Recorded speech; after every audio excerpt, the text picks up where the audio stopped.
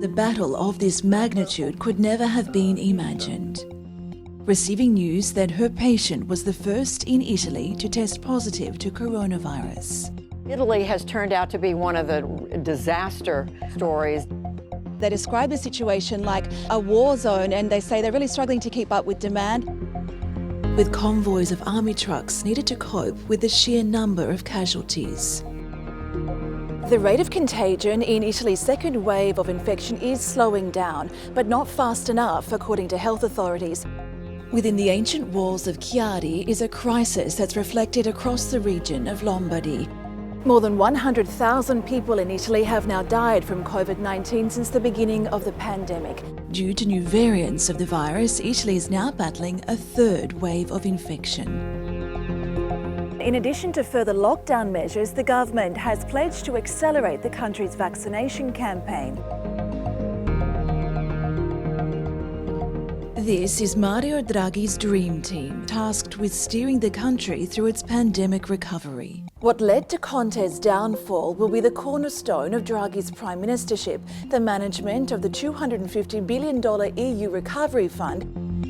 In a national day of mourning, Prime Minister Mario Draghi led sombre services reflecting on the pain of the pandemic.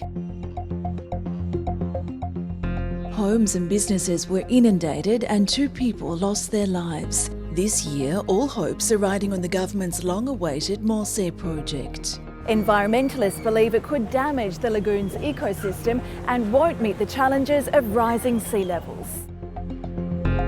He's Italy's self-made King of Kashmir, but even for Brunello Cucinelli, this is a period like no other. The company employs 2,000 people around the world, half are based here in Solomeo.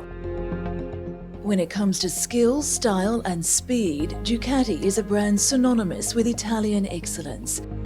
An empire built from humble beginnings almost 100 years ago. It's in these green fields where the well-fed cows of Parma start the all-important production of Italy's famous Parmigiano Reggiano. This year, the Venice Film Festival is making history beyond the world of cinema. It's a sign that Venice is coming back to life. The only silver lining of lockdown, time for crucial maintenance and future projects. Experts say its reconstruction will offer an interesting insight into the complexity of how the shows were staged. Faith that slowly but surely the cultural capital will come back to life.